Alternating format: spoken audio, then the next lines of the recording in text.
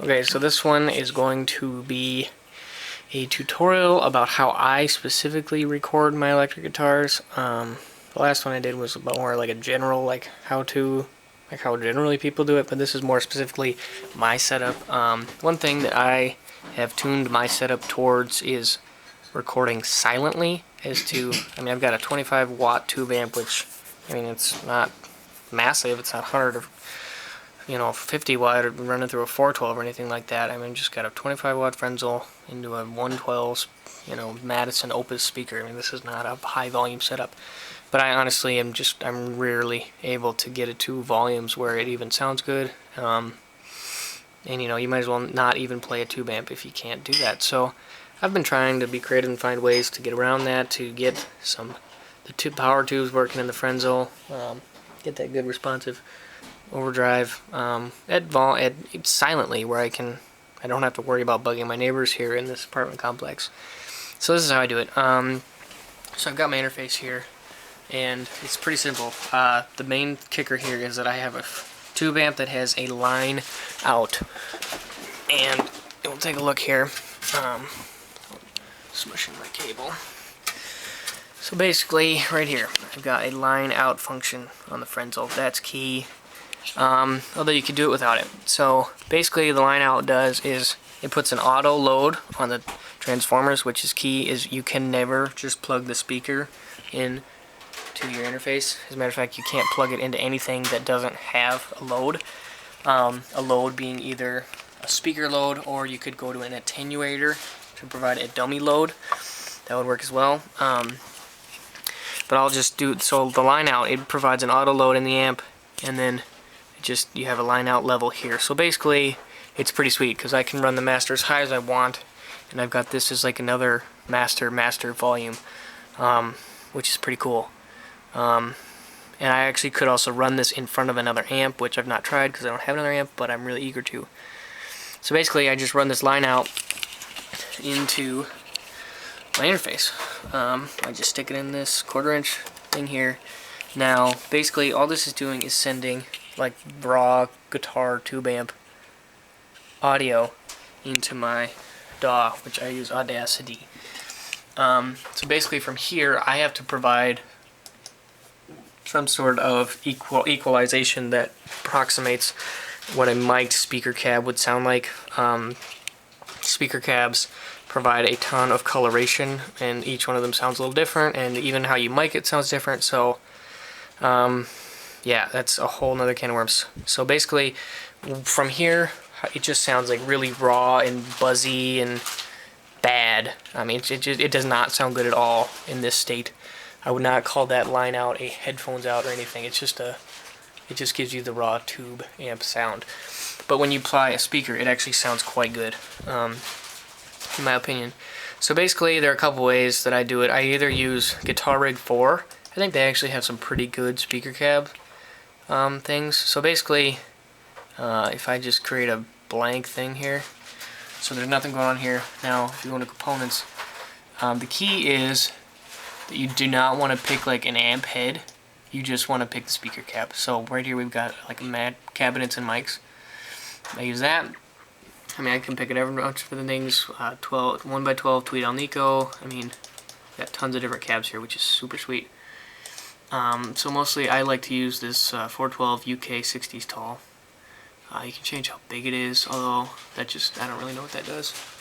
So from here you can change your mic position, and this actually has a huge impact on your sound. For the most part I do off axis, but sometimes I add additional cabs, and then I'll do some crazy stuff like far, and then you get kind of like a roomy sound, or edge. It's pretty fat, and then there's also maybe a behind.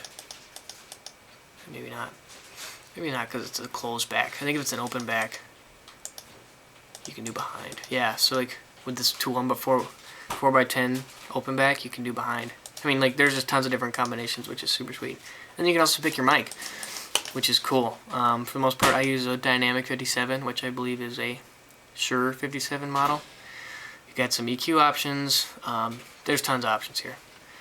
I also apply some reverb, because reverb is your friend.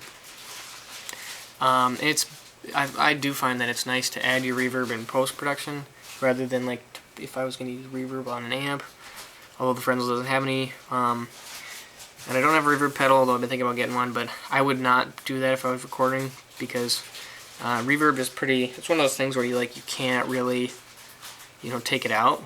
Like if things are a little too trebly or a little too something, you can always kind of, adjust that, but reverb is like, once it's in, it's in. So that's what I would do. So this is Guitar Rig. It's pretty sweet. One thing though is you have to deal with Guitar Rig's speaker sims, which are really, I think they're quite good in 4.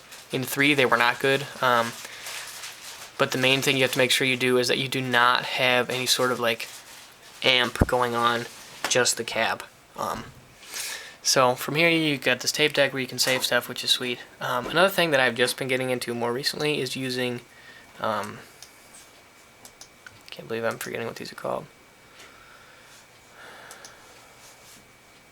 Impulse responses. So an impulse response, it's kind of like a digital way of accessing like a whole recording setup. So it actually takes in like speaker coloration, even like some power tube coloration, mic coloration, recordings setup coloration, and actually it's like extremely accurate and very cool. And I mean, it just is, it's really legit. And so I mean, even like, so like with Guitar Rig, that's all based on like Guitar Rig's version of impulse responses. And so basically to get these impulse responses in Audacity, I had to get a program. I use this Voxengo Boogex. Yeah, it sounds super weird. Voxengo Boogex. I don't know if you can read that, but I'll see if I can Google it here. And so basically this is just a VST plugin. Voxengo Boogex. And actually it has an amp. And it's got a EQing, you got low, mids, highs, then this is the amp section, so you got tone, drive, dynamics. I mean, like, this is pretty sweet. I usually leave this totally flat, so not boosting or cutting any lows, mids, or highs. And with this, I put all 4 of these at 0%, so basically the amplification is totally off.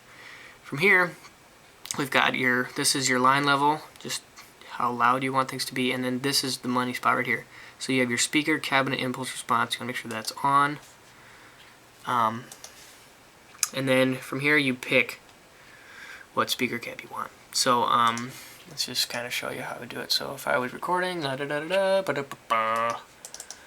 to Effect, all the way down here to Voxengo Boogex. So like I said, I'm leaving all these at flat. I'm going to turn all this totally off. So no amplification, although this is an amp sim, and it's okay. But I want to use a real amp. So with these here, this is actually your frequency curve. So this, where this line goes off, that means that no frequencies above 10K or below whatever are being used. You actually want to leave the spectrum pretty completely. So just move all of these parameters to the outside. Sometimes I kind of like put this treble one in a little bit, and all it does is just kind of shave off some of the high-end fizz and buzz and hum. But you want to make sure if I get kind of in this area, it actually starts to roll off some top end. But I don't want to do that. But I usually leave it right about here, and then I just put the low all the way down. I don't have too many problems with that. And then so from here, you pick your speaker amp, your impulse response. So basically, if you just like Google it, there's a lot of good resources in the line. I actually have this one link, which I will post in this video, of where I actually got some really good information. It's from a forum guy. And yeah, that was super helpful. Like, he totally explained a ton of cool stuff. It's this guitarampmodeling.com, and on their forum, like this guy, it's called How to Use Impulses, and this dude pretty much laid it all out, and I just did exactly what he said. And from this website as well, I actually downloaded some impulses responses for free in the speaker cab impulses section. So somewhere in here they've got some good stuff. But just Google it. You can find some stuff online. So basically, you just save it, and I think what it is like it's an audio clip that has like a, I don't know, like a length of 0 and an amplitude of 1 or something like that. So it's like pretty much like a non-existent clip, but it just has like the characteristics of that recording setup, and you just can load it in, and then it will apply those characteristics to all of the audio signal. So, and actually the one I've been using most is Redwires. Is a company that does really sick impulse responses. Like, you actually have to pay for most of them. And actually a lot of guys, at least where I had initially heard of Redwires, was through the gear page with talking about Axe-Fx. Like, a lot of guys will load these impulse from Redwires impulse responses into their Axe-Fx, and they just sound really good. I don't know where the link is, but if you just Google it, they actually offered a free impulse response of a 1960 greenbacks loaded Marshall cabinet, which sounds fantastic. I've also tried some other ones that I really like as well, but that one sounds best. And like, they just have tons of things. I honestly don't even fully understand it, because there's just so much crazy stuff going on with this impulses response thing. But I do have these Redwires ones, and I'll just show you. Like, so this is the folder with the Redwires, and they have got like all these different like frequencies, and within the frequencies, so like Marshall 1968, G12M speakers, like they've got all these different mics. Like, all these are different mics. I mean, Audix, i5, Behringer, Neumann, Royer, Sennheiser, Shure, and then just within one Shure, they've got like trillions of different things. Like, actually there's just like 20, but you know, so this is cap edge, off axis, cone edge, and like from 0 to 12, 6 inches away, and then 12. Like, there's just so much versatility here. Each one sounds a little different. But anyways, I actually think this sounds pretty fabulous, and maybe even better than using Guitar Rig. You just have a lot more control, and I mean, for me, a lot of it is just to get responsiveness. That's kind of the big thing for why I like to use these impulse responses. They do a lot better job of being very responsive, and you can kind of tailor your EQ a little bit better. So, I mean, I've got this little EQ section. If I need more highs, mids, or lows, I can always tweak that. So that's how that's how I do this. I honestly don't really know jack about it, but this is just a real introductory thing. I mean, it's an endless rabbit hole if you really want to get into it.